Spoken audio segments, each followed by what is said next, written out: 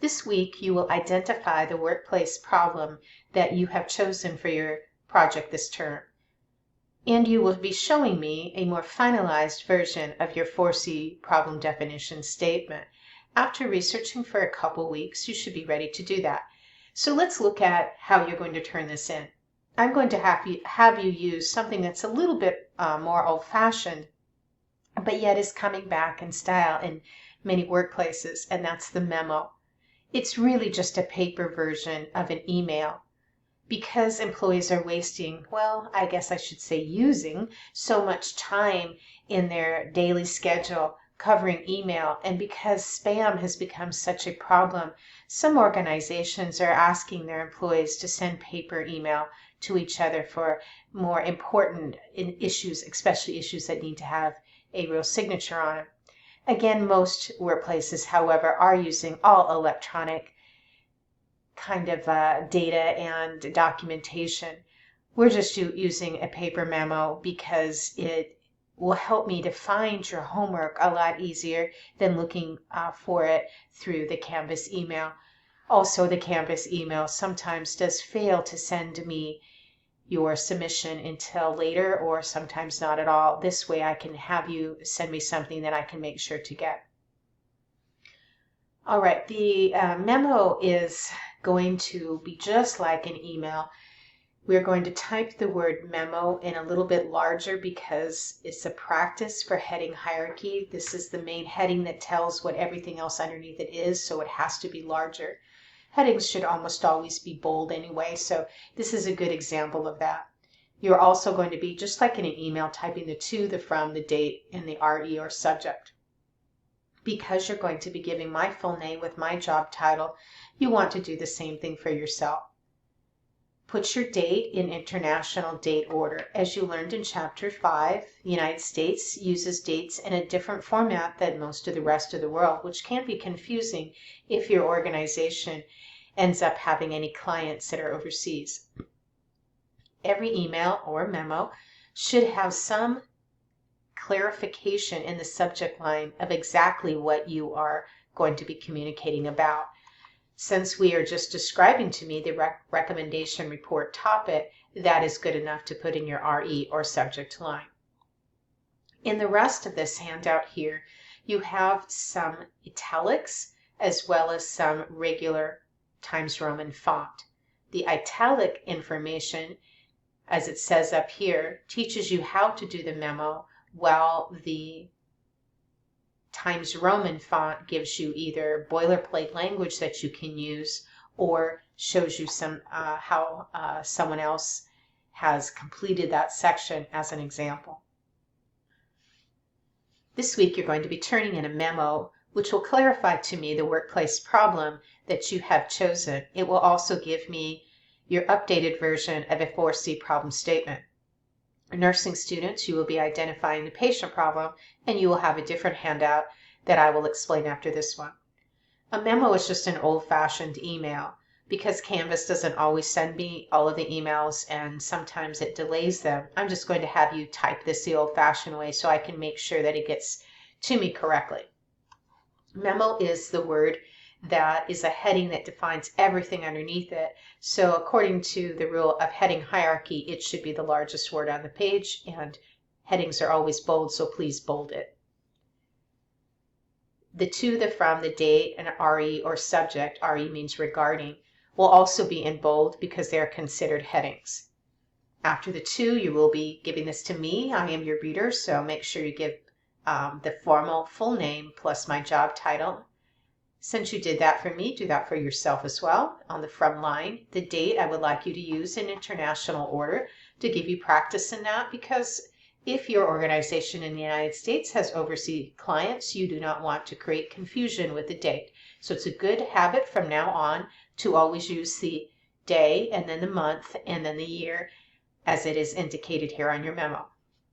The RE means regarding. You could also put the word subject in here if you want it to look more like an email. And in any subject line, you always want to immediately clarify the topic of your email or memo. So just put in description of recommendation report topic for me, and that will be clear enough. We are practicing a good technical writing principle of using headings so that readers can immediately identify what information is in the paragraph to follow. I would like you to use the exact headings that are in this template. The template has been designed with this Calibri font in italics to give you information about how to do that paragraph, and then there is either boilerplate language or a sample paragraph below for you to see. Boilerplate language is sentence structure that has been created for common writing tasks.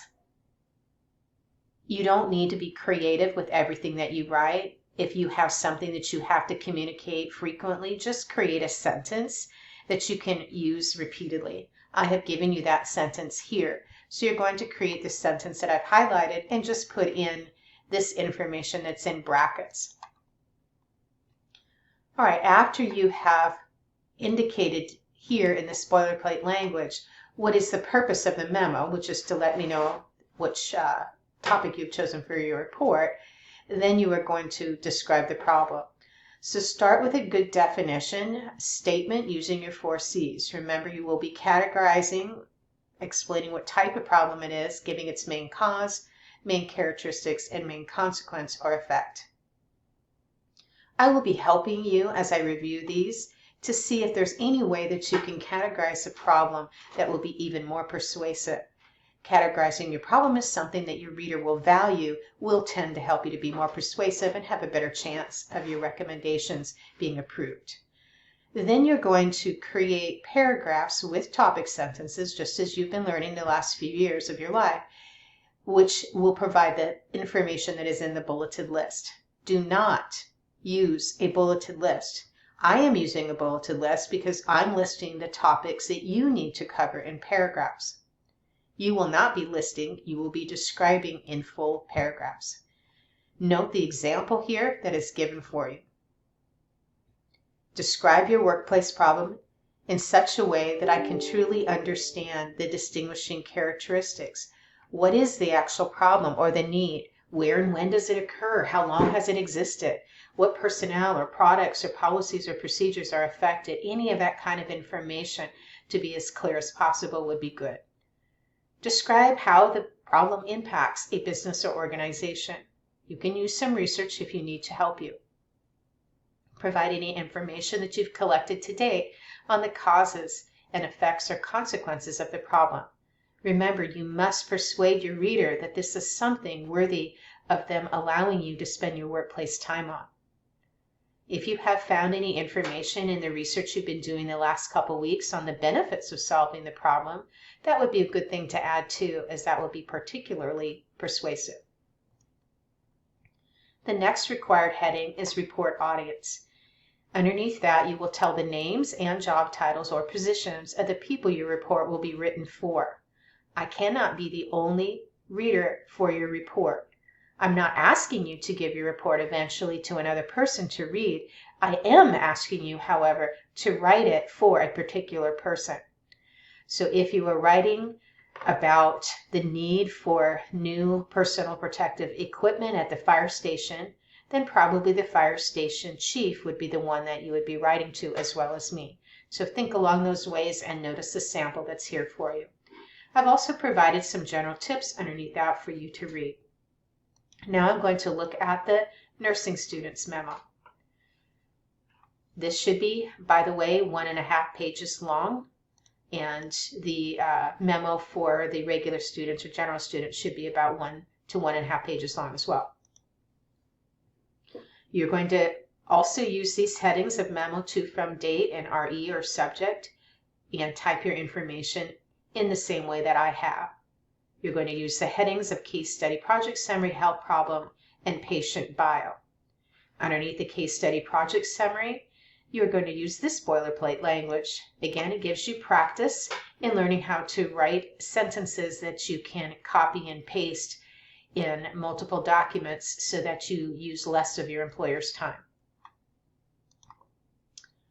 After you've let the reader know this is what the topic of my memo is, then you're going to go and actually describe your health problem.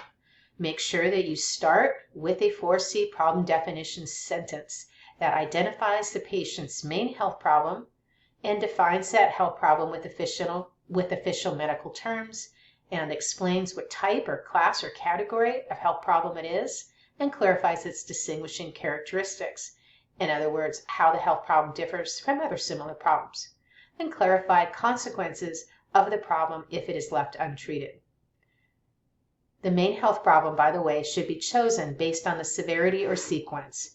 It is the main health problem if it's the most serious of the health issues that the patient is facing, or it is the main health problem if it has to be treated first before the other issues can be resolved.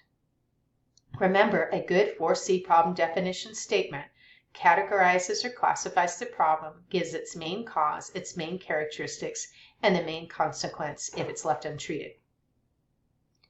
After the 4C problem definition statement, then add extra details to describe the health problem. You could discuss the population it tends to attack, the age it tends to present at, or other diseases or conditions it's related to, etc. Again, you've been researching for a couple weeks, so you should have that information.